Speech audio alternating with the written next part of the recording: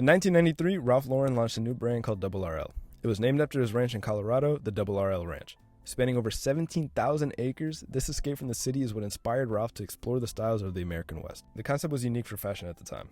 It focused on finding vintage American workwear from the 1930s, 40s, and 50s and recreating it with meticulous attention to detail. Today, RRL is one of the most respected names in menswear. To understand RRL, you need to know Ralph Lauren's story.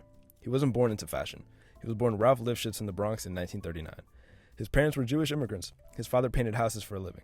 Ralph changed his last name to Lauren in high school to avoid bullying and anti-Semitism. He studied business for 2 years before dropping out.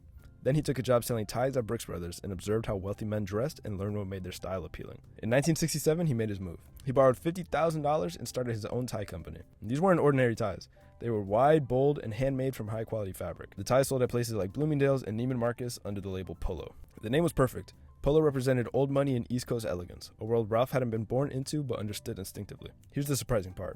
In 1967, he was literally working out of a single drawer in the Empire State Building. A drawer. Not an office, just a drawer in a showroom.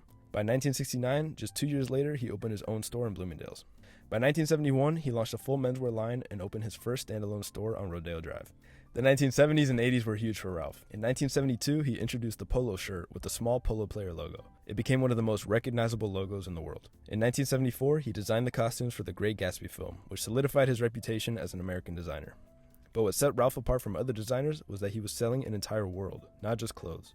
Walking into a Ralph Lauren store felt like stepping into a new reality. Dark wood, leather chairs, and a sense of an East Coast estate surrounded you. He knew people wanted more than a blazer. They wanted a lifestyle. By the 1980s, Polo Ralph Lauren was everywhere. Preppy style had taken off, and Ralph was at the center of it. He had fragrances, home goods, and more, making him one of the biggest names in American fashion. But in all this success, Ralph remained focused on authenticity. He collected vintage cars, watches, and Western wear. He cared not just about creating fantasies, but also about preserving real American style and craftsmanship. Despite his success with the East Coast look, Ralph wanted to explore something new. He sought a rougher aesthetic, one more connected to American history. The American West had always intrigued him. It symbolized freedom, ruggedness, and authenticity. This was not the polished world of country clubs. It was ranches, cowboys, and hard work under an open sky. In 1981, he began to explore the idea of the American West with the Polo Santa Fe collection, which featured Navajo-inspired designs. The collection launched with the tagline, "Rough wear, it was made to be worn." This was unlike anything Polo had done before. Instead of prep school blazers and tennis sweaters, there was turquoise jewelry, Navajo patterns, rugged leather, and denim. The collection drew inspiration from Ralph's trips out west and his growing love for the aesthetic and culture of the American Southwest. In 1984, Ralph went west and bought the RRL Ranch, named after him and his wife Ricky. One of the only interviews I could find on the actual ranch was done by Oprah in 2011. Ralph personally toured her around the property in his 1948 Jeep. This wasn't simply a vacation home, it was a working ranch. Ralph spent time there, away from New York, immersed in Western life. He collected Western art, Native American textiles, and vintage cowboy gear. The ranch became his place to understand authentic Western style. In 1989, inspired by what he was learning at the ranch, he introduced the sublabel Polo Country. It moved beyond East Coast prep and incorporated more from the American West and Native American motifs. But Polo Country didn't quite fit. It sat awkwardly within the larger Polo brand, and by 1993, Ralph had a new idea. He didn't want Western style filtered through the Polo lens anymore. He wanted something separate, something that could stand on its own and go deeper into authentic American workwear. So Polo Country was phased out and RRL launched in its place. RRL was about preserving reality, not following fashion trends. Clothes that railroad workers and miners wore, clothes that ranch hands and cowboys lived in. The concept was simple. RRL would source real vintage pieces and they would recreate them. They examined every detail down to the stitching patterns.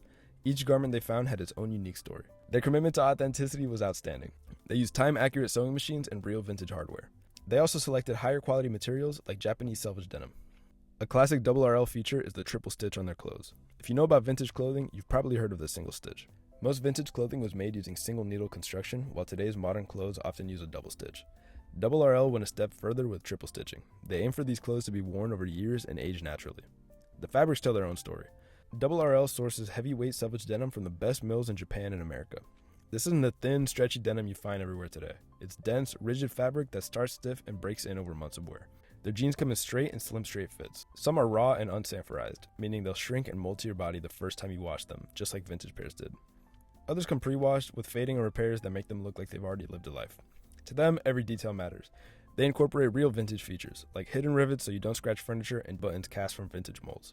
These are the details most people will never notice, but they're what separate authentic workwear from an imitation. Beyond denim, they work with materials that have largely disappeared from modern clothing, like real canvas duck cloth, the kind that gets softer with age instead of falling apart. For leather jackets, they use horsehide, buffalo hide, and premium steer hide, leathers that develop character over decades. Their wool comes from military-spec Melton, the same heavy material used in peacoats during World War II. The Western shirts feature snap buttons and pointed yokes, designed the way ranch shirts were cut in the 40s and 50s. The work shirts come in chambray and denim, with those same vintage construction methods. The flannels are thick, substantial shirts with vintage patterns sourced from old textile mills. RRL also draws from military history. Flight jackets, deck jackets, and field pants, each one researched and recreated from original military issue garments. They create garments built to the same standards as the originals, just with modern sizing and quality control. For the accessories, they have thick leather belts made to last decades, not seasons, bandanas, Navajo-style jewelry, boots, and wool hats. Each piece chosen because it was part of the world Ralph was trying to preserve. The sourcing was done mostly by Doug Bihlmaier. He might have one of the greatest jobs ever. He traveled the world searching for pieces that captured the soul of vintage Americana. He would search flea markets, estate sales, and military surplus stores for over 30 years. Doug was born in Osborne, Kansas, a small farming town. His great uncle taught him to ride horses, milk cows, and feed chickens. Even as a kid, he dressed up as a cowboy. As a teenager, he noticed that the quality of denim was getting worse, so he started buying up old pairs of Levi's. He loved wearing patina. His father got him into the fashion industry by getting him a job at a local menswear store called Woody's, where they even sold some Ralph Lauren clothes. In the early 1970s, Doug was sent to the airport to pick up a sales rep from Ralph Lauren. The guy stepped off the plane in a brown corduroy suit, red plaid shirt with a yellow club tie, and Argyle socks. Doug had been dressing in what he called his Neil Young look, old jeans and flannels. He thought to himself, wow, I want to look like this guy. When he moved to Dallas, an acquaintance got him a job at a Polo Ralph Lauren store that was opening up. The place became a hot spot. Doug killed it as a salesman, and he was known for making the displays in the windows. His success got him moved to the Ralph Lauren headquarters in 1984. At the time, RRL was only sold in a corner of one of the Ralph Lauren stores, and Doug was one of the people in charge of making the retail space look like it aligned with the brand. He's so obsessed with details, he installed wooden floors that creak like old ones on purpose. It had to squeak on purpose. When Doug found a piece, it entered the archive. That piece became inspiration. Ralph even told Doug, if you don't want it, I don't want it. The designers analyzed it, measured it, and understood what made it special. Then they worked on how to capture that essence and learned what made it effective. Why did cowboys favor this pocket placement? Why did miners require this type of rivet? How did the fabric wear after years of tough use? All of that goes into the new design. Doug said the hardest thing to replicate is the character of a garment, and he never thought RRL would evolve the way it had. He said it just sounded like a fun thing to do. Doug built not only RRL's archive, but also his own large personal collection. After decades of careful gathering, his home is filled with vintage denim, flannels, jewelry, and Pendleton blankets. These items tell the story of American workwear and Western life. His home was actually originally a fishing camp from the early 1900s when he first bought it. He's been dubbed the Johnny Appleseed of vintage. Despite being vital to RRL's operation, Doug Bihlmaier stayed mostly behind the scenes for over 30 years. No interviews or publicity. He simply focused on his work. Most people have never heard his name, but if you're into vintage, you've felt his impact. Every piece in RRL's collection bears his mark. Every design choice connects back to something he discovered and brought back to the studio. Then in 2024, Doug gave his first interview to Collector's Gene. After 30 years of silence, he finally opened up about his process, his collection, and what motivated him to spend his life searching for pieces of American history. In December 2024, he started selling parts of his personal collection. These are pieces he kept for decades, items he carried with him through years of searching and collecting. I also found this picture of him with Eric Kavadik, and I can definitely say they share a similar vision. Eric is the man behind Capital's photos and lookbooks, and I covered him in my previous video about the history of Capital. But RRL didn't just create clothes, it transformed the industry. Before RRL, no one was really doing this on a large scale. Of course, there were vintage fans and small Japanese brands focusing on American workwear, but nothing like this in mainstream fashion. Now brands like Ironheart, The Real McCoys, and Bronson are following a similar approach. They source vintage pieces, study them, and recreate them.